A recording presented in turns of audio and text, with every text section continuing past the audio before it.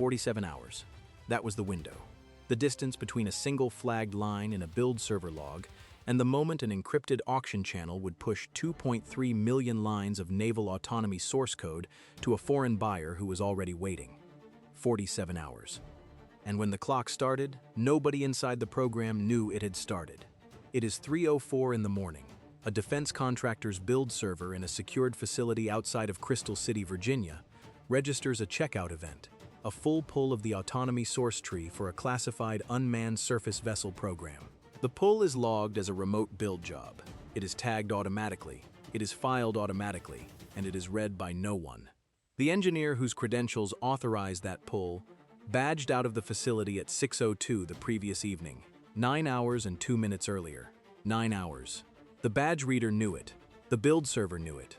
The gap sat there, in two separate log systems that had never been configured to talk to each other, until one analyst, not a supervisor, not a program manager, not a counterintelligence officer, a contract data reviewer doing a routine quarterly audit, put both logs side by side in a spreadsheet at 11:47 on a Tuesday morning and typed 3 words into a comment field. This doesn't reconcile. 3 words. That is where this begins. What followed was not a Hollywood scramble. It was something quieter and in some ways more alarming, because the question raised by those 3 words was not simply, why was this engineer on the server at 3 in the morning? It was, how many times had this happened before, and how long had those logs been sitting unread? When federal investigators finally reconstructed the full timeline, the answer was 14 months, 7 pulls, 2.3 million lines of code, a payout of $240,000 against a program whose compromise was valued at $3.1 billion. They paid him $240,000. What he handed over was worth $3.1 billion. That is the arithmetic of betrayal, and it almost worked. This is the story of how they found him. It did not begin with a tip. No wiretap, no surveillance package, no foreign intelligence warning from a liaison service. It began with a login timestamp on the wrong side of a badge departure, and a junior analyst who decided the discrepancy was worth a note. That note went to a program security officer the same afternoon. The security officer looked at the log, looked at the badge record, and did what bureaucracies do with anomalies that don't yet have a category. She escalated it one level, flagged it as a potential access control violation, and requested a review from the facility's information systems security manager. The information systems security manager pulled the full access history for that set of credentials. Nothing looked alarming on its own. Remote build jobs ran at odd hours. Developers worked late. VPN tokens got shared informally, which was against policy but happened constantly. Any single event on that log could be explained. But he pulled the history for the past 18 months, and the pattern was not explainable. 7 late-night pull events, all after the credential holder had badged out, all tagged as remote build jobs, all pulling from the same repository tree, the autonomy and swarm control modules, specifically.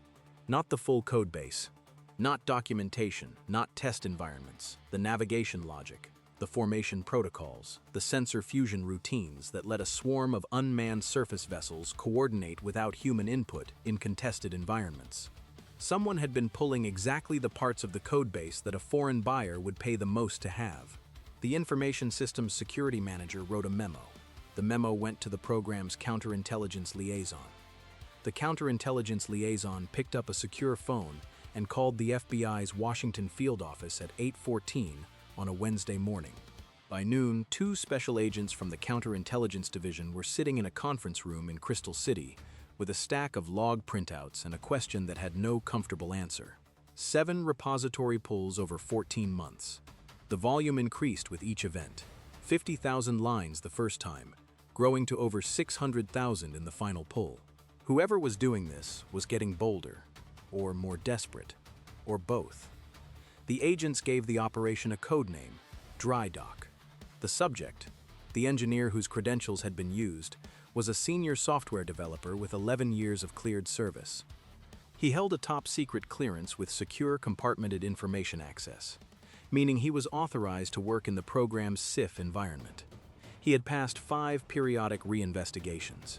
His file showed no derogatory information, No financial flags, no foreign contacts, no travel anomalies. On paper, he was exactly the kind of person the system trusted.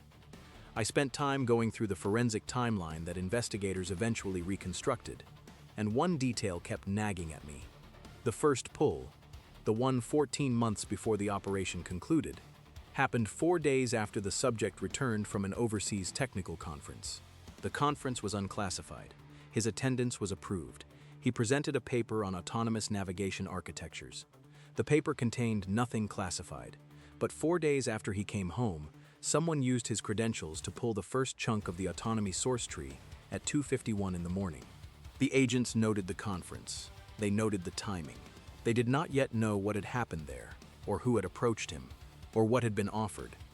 But the 4-day gap between return and first unauthorized access was the thread they would pull for the next 18 months. The investigation that followed was methodical in a way that is hard to convey without sounding almost mundane. Because counterintelligence work is, for the most part, not dynamic entries and confrontations. It is log analysis. It is financial records. It is the patient assembly of a picture from pieces that individually mean nothing. The FBI obtained a Title III court order for the subject's personal communications within 72 hours of the initial referral. They began monitoring his email, his encrypted messaging applications, and his personal devices. Not his work systems, which were already under facility monitoring, but the devices he owned, the accounts he controlled, the channels he thought were private. For the first 6 weeks, they found nothing actionable. He communicated normally with family. He discussed work frustrations with a colleague. He complained about his commute. He watched streaming services. He bought furniture. Then, in week 7, an analyst working the communications intercept noticed a pattern in his use of a file-sharing platform. One that was not encrypted, not dark web, not inherently suspicious. He used it to share large compressed archives, ostensibly project documentation backups. He had been doing this for over a year. But when investigators obtained a preservation order and began examining the metadata of those archives, they found something the platform's interface never surfaced. The archives were password protected, with a scheme that did not match any of his known password patterns, and several had been downloaded from IP addresses that resolved to infrastructure associated with a shell company registered in Cyprus. A shell company in Cyprus. That alone meant nothing. Cyprus-based infrastructure is used for thousands of legitimate purposes. But the FBI's cyber division flagged the IP cluster to NSA-CI for additional analysis, and what came back changed the posture of the entire operation. The infrastructure was attributed, with moderate to high confidence, to a GRU-linked technical front, a procurement entity that had appeared in prior counterintelligence reporting as a buyer of Western defense-related intellectual property. It had no direct connection to any Russian government domain. It operated through layers of commercial hosting and cryptocurrency payments. But the attribution fingerprint matched a pattern the intelligence community had been tracking for 3 years. The foreign buyer was already in position, and they had been receiving deliveries for over a year. That was the moment the stakes bent.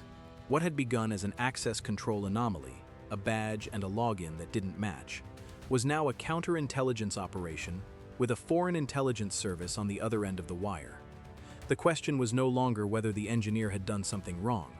It was how deep the GRU front's access went, what else they had received through channels the FBI hadn't yet identified, and whether the impending 7th pull, which pattern analysis suggested was coming, was a routine exchange or something larger.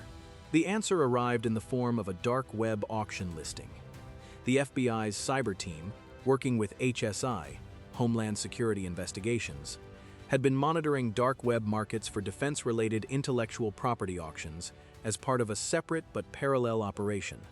11 days after the NSA-CI attribution came back, an auction listing appeared on an encrypted forum used by state-linked buyers. The listing described a complete autonomy and swarm control source package for an unnamed but clearly identifiable class of unmanned surface vessels. The asking price was $1.2 million. The seller described the package as complete, verified, production-ready, with full navigation and formation logic. 2.3 million lines. Navigation and formation logic. The description matched the accumulated pull volume almost exactly. The auction was set to close in 47 hours. 47 hours, and the FBI had a choice with no good options. Move too soon, and the subject, who was not yet in custody, who was still showing up to work and badging into the SIF every morning, would know the operation was blown. He would alert his handler. The infrastructure would vanish. The foreign buyer would find another channel, and whatever damage had already been done would be the only damage they could ever document. Move too late, and a complete naval autonomy package would transfer to a GRU-linked buyer on an encrypted channel the FBI could not intercept or reverse. They had 47 hours to freeze the auction, identify the seller's channel, prevent the upload, and build enough of a legal case to support arrests and indictments, all without alerting the subject. The decision was made at the special agent in charge level and briefed upward within the hour. DryDock would accelerate. A federal magistrate was contacted for emergency search and seizure authority. HSI's cyber team began technical work to identify the auction's infrastructure, not to take it down, not yet, but to trace it back through the layers of hosting and anonymization to the upload point. An undercover operation that had been running in parallel for 6 weeks. An FBI source operating as a broker in the defense IP market was given new instructions. Make contact with the auction seller and express interest in the package. The broker, operating under the DryDock umbrella, had already established credibility on the same forum. He had made 3 prior purchases of unclassified but sensitive technical documents, all controlled, all designed to build his reputation as a legitimate buyer. When he sent an inquiry to the auction seller, the response came back in under 4 hours. The seller wanted to know if the broker could verify funds in a Monero wallet before the auction closed. The broker said yes. What the seller did not know was that every communication he sent through that channel was being logged, analyzed, and traced in near real time by a joint FBI-HSI technical team working out of a temporary operations center stood up in a conference room at the Washington field office. The most surprising part of what came next is not that the technical trace worked. It is that it almost didn't, for a reason that had nothing to do with the seller's operational security. 22 hours into the 47-hour window, the undercover broker's encrypted communication channel went down. Not an attack, not a burn. A routine server maintenance event that took the platform offline for 4 hours at a critical point in the negotiation. The broker had been pushing the seller toward a pre-auction sample transfer, a partial package that would have given the FBI a direct link between the auction listing and the subject's actual code, and the 4-hour blackout broke the momentum. When the channel came back up, the seller had gone quiet. For 6 hours, nothing. The FBI's technical team kept working the infrastructure trace. They had enough to narrow the upload point to a specific VPN exit node in Northern Virginia, which narrowed it further to a residential ISP block. But without continued communication from the seller, the legal threshold for a seizure order was not yet met. The agents working the case went 18 hours without sleep. The subject continued to report to work normally. He ate lunch in the cafeteria. He attended a 2-hour design review meeting. He responded to emails about a software integration issue in a completely unrelated subsystem. Then, at 7:14 in the evening, 29 hours into the 47-hour window, 18 hours remaining, the seller reappeared on the channel. He sent one message: sample ready, transfer window opens at 0300, 3 in the morning. Again. The detail that stuck with me, reading through the forensic reconstruction of this timeline, every single unauthorized pull, every single data transfer, every single communication with the foreign buyer, all of it happened between midnight and 4 in the morning. The subject had built his entire exfiltration operation around the hours when nobody reads the logs. And for 14 months, he had been right. One analyst, one Tuesday morning, one spreadsheet. That is what finally made the logs matter. With 18 hours remaining and a confirmed transfer window at 3 a.m., the FBI moved to the arrest phase. Emergency search warrants were obtained for the subject's residence, his personal vehicle, and 2 additional addresses associated with individuals identified through the financial analysis, a money transfer intermediary, and a logistics contact who had helped structure the cryptocurrency payments. A 4th warrant targeted the Cyprus-registered shell company's U.S.-based banking relationships, coordinated with Treasury's Office of Foreign Assets Control. HSI brought asset seizure authority for the cryptocurrency accounts. The FBI brought arrest authority for the subjects. NINCS was notified because the compromised program was a Navy program. DCSA, the Defense Counterintelligence and Security Agency, was brought in to manage facility notifications and clearance revocations for the 6 defense subcontractors who had varying levels of access to the compromised repository. 6 subcontractors, all put on notice within hours of the first arrests. All required to demonstrate access control integrity for any repository containing the affected code families. The operation had grown from one anomalous log entry to a multi-agency, multi-location arrest operation in under 22 months. And now it had 18 hours to execute. Here is the part that doesn't make sense on the surface. The subject was not a disaffected employee. He had not been passed over for promotion. He had no documented grievances. His performance reviews were consistently above average. His colleagues described him as competent, quiet, and reliable. The behavioral profile that counterintelligence programs are designed to catch, the financial stress, the foreign contact, the ideological drift, was largely absent from his visible record. What the investigation eventually established was that the initial approach had not been ideological or coercive. It had been transactional. At that overseas technical conference, 14 months before the operation concluded, a contact had introduced himself as a technology broker, representing a private maritime research consortium. He had expressed interest in the subject's work. He had made a specific offer, in specific numbers, over dinner. And the subject, a mid-career engineer making a comfortable salary in a high-cost metro area with a mortgage and 2 children and a spreadsheet of his own that didn't reconcile, had said yes. Here is what most accounts won't say plainly. The real failure here was not the subject's decision. His decision was criminal, and he will be prosecuted accordingly. The real failure was 14 months of logs that nobody read, 6 defense subcontractors with repository access that nobody audited, a build server and a badge reader that generated a 9-hour discrepancy every time he logged in at 3 in the morning, and filed it in 2 systems that had never been configured to compare notes. The system did not catch him. An analyst with a spreadsheet caught him. And that distinction matters more than any number of cleared personnel badges hanging on lanyards in secure facilities tonight. What do you think? Is the answer more technology, more audits, or something simpler that the defense industrial base consistently refuses to do? 31 hours into the 47-hour window, 16 hours until the seller's stated transfer window. The FBI's surveillance team had eyes on the subject's residence, a townhouse in a quiet suburb 20 minutes from the facility. He arrived home at 6:42. He took out his recycling. He turned on a television. At 9:15, the lights in the primary bedroom went out. The technical team watching the residential ISP block saw the VPN connection associated with the seller's channel activate at 11:53. The subject was not asleep. At 12:08, the connection attempted a test transfer, a small compressed file pushed toward the auction channel infrastructure. The FBI's technical team allowed it through. They needed the full transfer to initiate.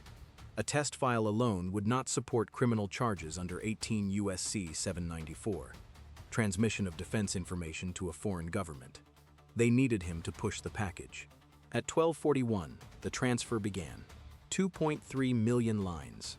At the upload rate his residential connection could sustain, it would take approximately 1 hour and 17 minutes to complete. The FBI had no intention of letting it complete. At 12:42, 1 minute after the transfer began, the special agent in charge authorized the simultaneous execution of all 4 arrest and search warrants. The operational window was set at 11 minutes. Execute.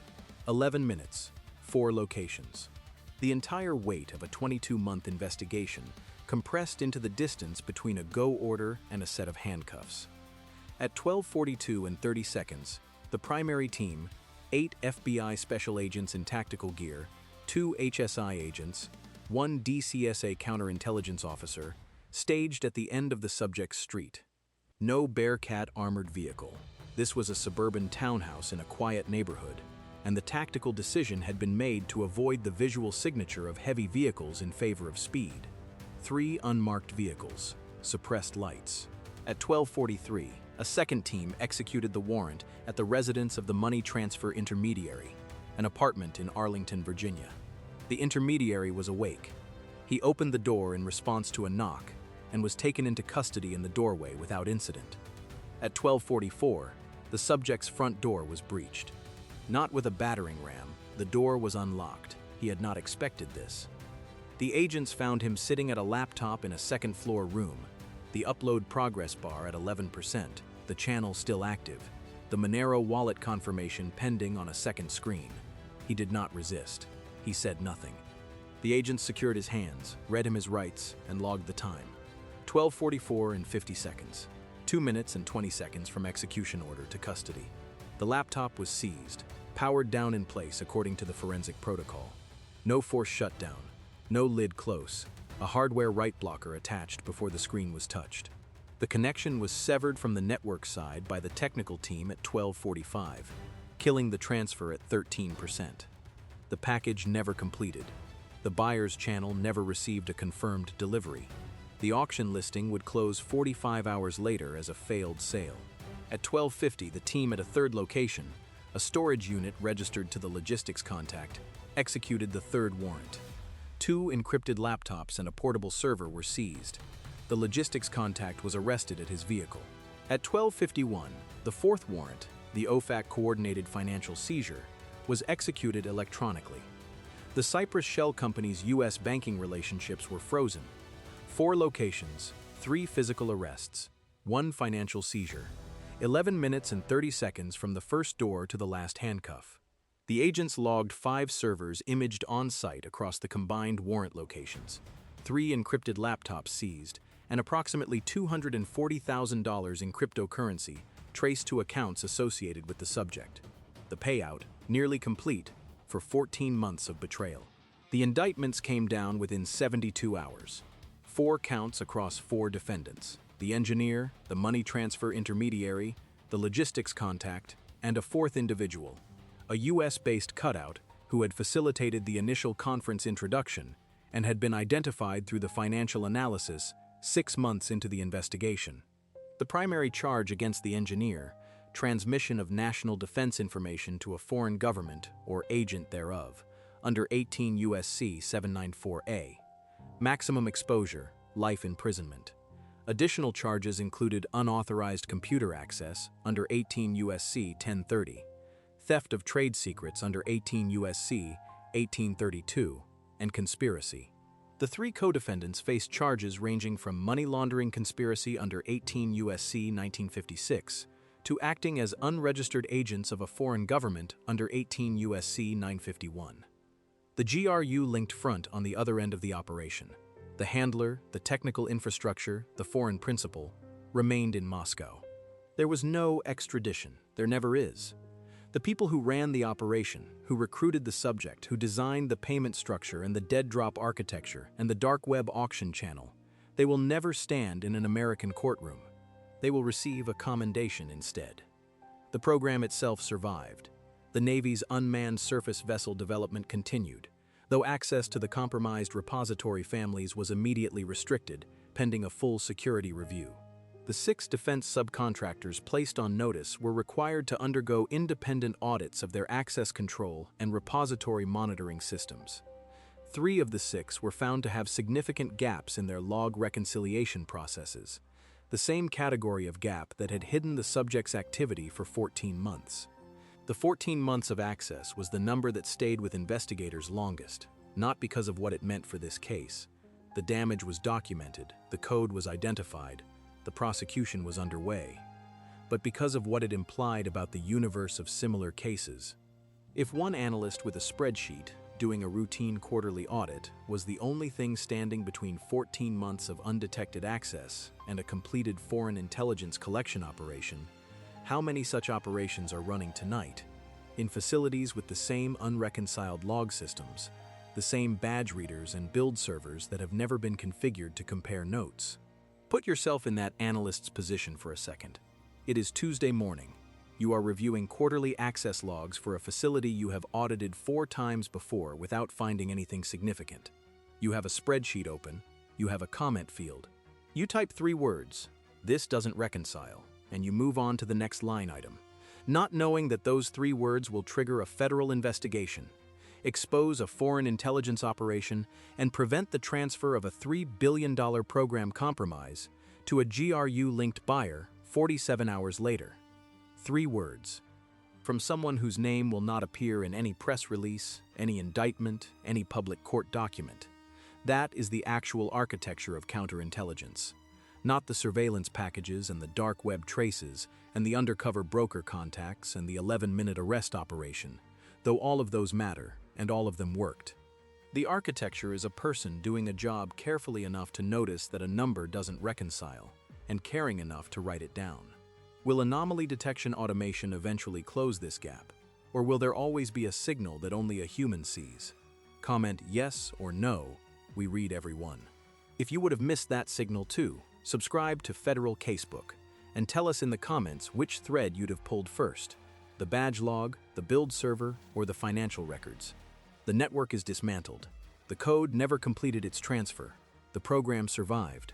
And somewhere in Moscow, a handler is already looking for the next conference invitation to send to the next engineer with a spreadsheet that doesn't reconcile. The system did not catch him. A person did. Here are the numbers. 14 months of unauthorized access, 7 repository pulls, 2.3 million lines of code, 6 subcontractors placed on notice, 5 servers imaged, 3 encrypted laptops seized, 4 indicted, 1 47-hour window, 1 auction that never closed, 1 analyst, 1 spreadsheet, 1 comment field, 1